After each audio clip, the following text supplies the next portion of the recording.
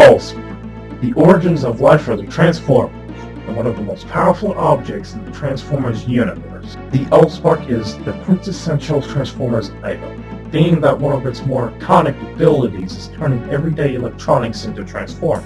Things like vending machines, cars, consoles, even a certain blender.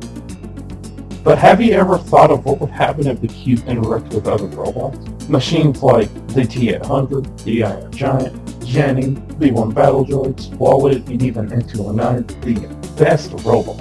Which, funny enough, these exact robots were just around when I needed them for this little experiment. Robots that totally agree to this and aren't being held against their will. Anyway, before I go knee-deep into this experiment, I'll go through a brief history of the movie version first, then animated version. Part 1. The Beginning. The origin of the cube is unknown. The only thing known of it is holding mass-causing power and knowledge. That same power that created Cybertron and the Transformers. That same power that in turn started the Great War that lasted for millions of years because the Decepticons wanted to use the cube to conquer the galaxy. You know, the usual. And that same war that decimated Cybertron. The cube was then jettisoned into space for an interminable amount of time, until it landed on Earth, not being discovered until 1913 by Sector 7. For 2007, it was then when the Decepticons detected the signal and landed, and later the Autobots would soon follow. It was later when Bee and Sam were captured and brought to Hoover Dam, only to bring Frenzy disguised as Sam's phone. After arriving, it was explained by Simmons that Earth's modern technology was reverse engineered by NBE-01, aka Megatron. He then showed the power of the cube through a Nokia phone, bringing it to life with hostile intentions, only in mere seconds to be terminated. Frenzy used its power to repair and grant himself a new body, only to then alert the other Decepticons and deactivate the systems, keeping Megatron in stasis.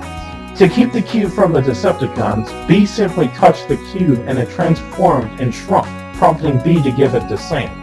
Later, after being taken to Mission City and chased by Megatron, Sam had dropped it, releasing a shockwave in every direction, turning electronics like an Xbox 360, a Mountain Dew machine because of spawns, and a steering wheel into Decepticons. Later, Sam had plunged the cube into Megatron's chest, killing him, only to have one fragment left, later taken to Diego Garcia. In 2009, Soundwave discovered its location and sent Ravage and Reedman to retrieve it, later discarding it after resurrecting Megatron. Another fragment was discovered by Sam lost in his shirt from Missing City.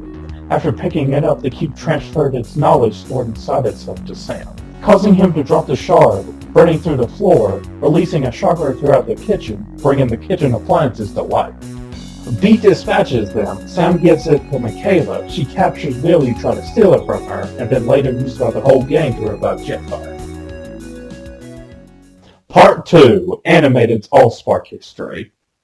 The origin of Animated's Allspark is also unknown, but its earliest existence recorded around 8 billion years ago by pre-Cybertronian history etching. Billions of years later, the artifact was found by an Autobot space crew led by Optimus Prime. They had brought it to their ship, only to immediately be greeted by Megatron and its Decepticons on board a warship.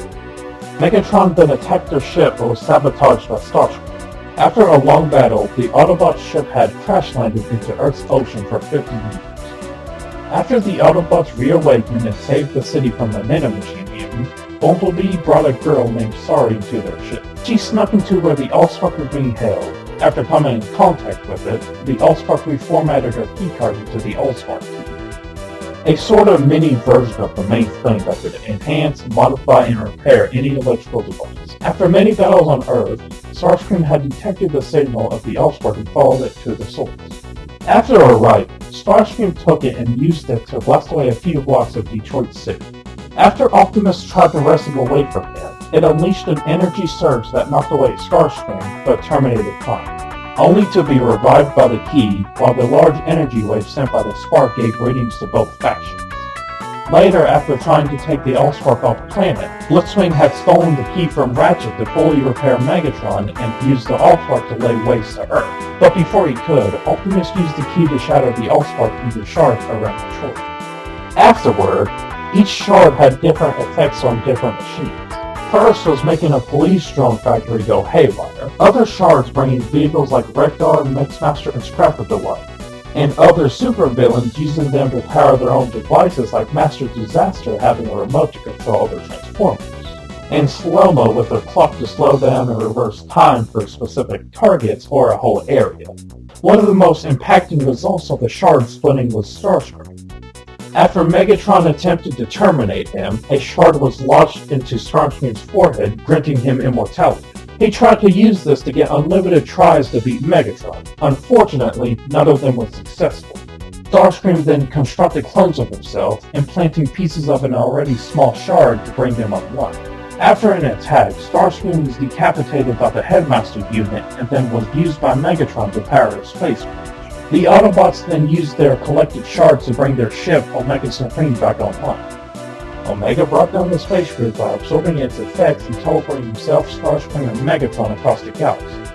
Sometime later, after Bulkhead had accidentally merged a shard, a Headmaster unit, and a forklift to create Dirt Boss, who later blew up. Sometime after that, Prowl and Jazz used their processor over matter to bring together every allspark fragment in Detroit, including Starscream's, trying to reconstruct the allspark so they could create a shield over the city. However, unable to fully create it, Prowl had sacrificed himself to complete the task. Optimus then used the Magnus Hammer to create a new container, forging the now iconic Matrix. Part 3. Animated Effects on Robots. I'm going to start with Animated's allspark, mostly because of its more variables and effects. The allspark's effects on machines vary wildly in Animated's competition, starting with making them go haywire, to the extent of possibly reprogramming bad bots like the T-800 and B-1s into heroic saviors, to heroic robots like Jenny and Wally to malfunctioning rogue robots, repairing various damages to their structure from lost limbs, internal tech, and everlasting energy, allowing bots that's constantly getting torn apart to get right back. But not all repairs can be positive.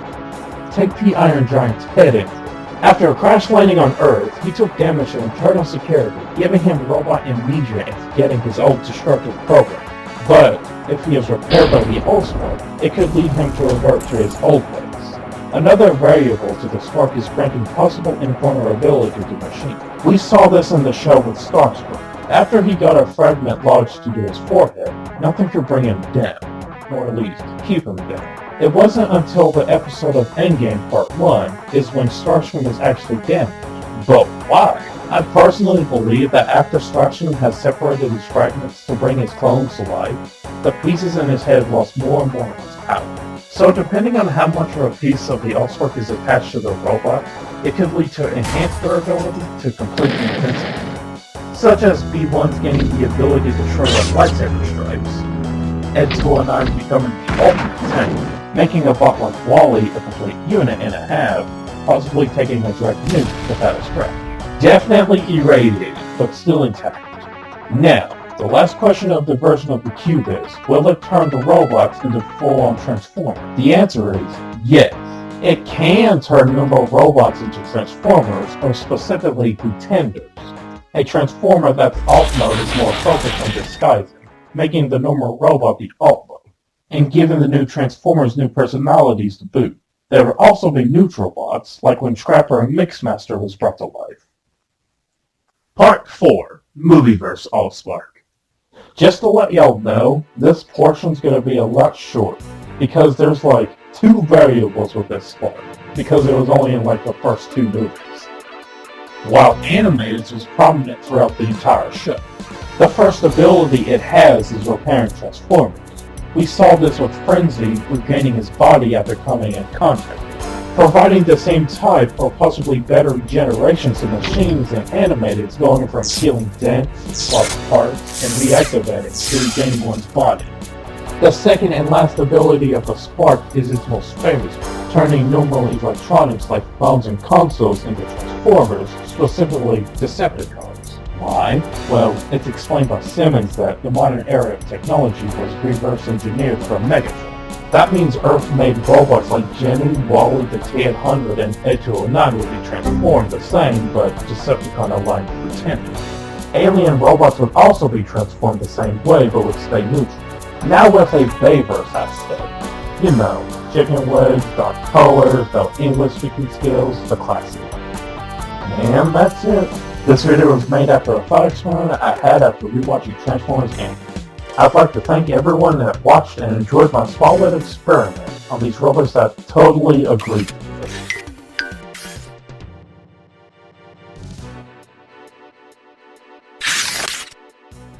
Alright.